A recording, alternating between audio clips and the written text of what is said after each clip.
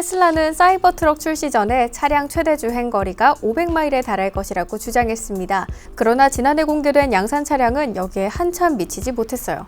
사이버 트럭 중 가장 오래 달릴 수 있는 사륜구동 모델 최대 주행 거리가 340마일에 불과했죠. 테슬라가 약속했던 500마일 대비 3분의 2 수준입니다. 그리고 지난해 말 테슬라는 사이버 트럭 주행 거리를 늘려줄 액세서리, 레인지 익스텐더의 정체를 공개했어요. 레인지 익스텐더는 사이버 트럭 전용 보조 배터리 팩입니다. 스마트폰을 보조 배터리와 연결하면 오래 사용할 수 있는 것처럼 차량에 추가 전력을 공급하는 공식 액세서리죠.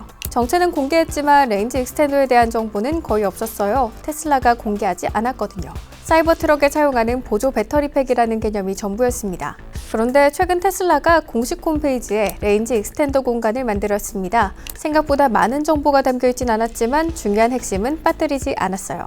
먼저 테슬라는 2025년 초에 레인지 익스텐더 생산을 시작할 예정입니다. 지난해 말 처음 제품의 존재를 언급했으니 1년이 조금 지난 시점에서 생산이 이뤄지는 겁니다. 정식 발표, 출시 시기는 이보다 더 늦어질 것 같아요.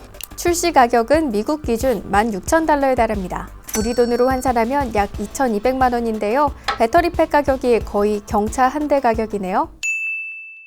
그 다음 중요한 건 사이버 트럭에 레인지 익스텐더를 장착했을 때 최대 주행 거리가 얼마나 늘어나는지겠죠? 테슬라는 최대 470마일까지 늘어날 것으로 예상한다고 명시했습니다. 가장 주행 거리가 긴 사륜 구동 모델에 장착했을 때를 가정한 것 같은데 기대에 미치지 못하는 수치 같아요. 원래 약속했던 500마일을 넘지 못했으니까요.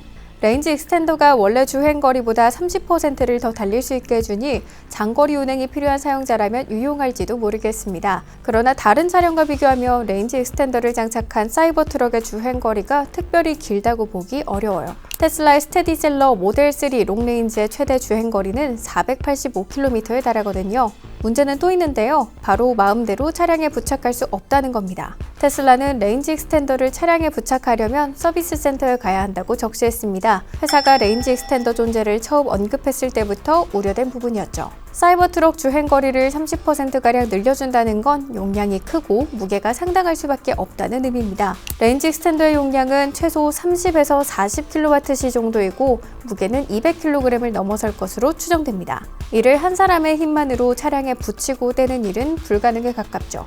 대용량 배터리가 무겁기만 할까요? 당연히 부피도 클 수밖에 없습니다. 레인지 익스텐더는 사이버 트럭 트렁크에 설치되는데 적재 공간의 3분의 1을 차지한다고 해요.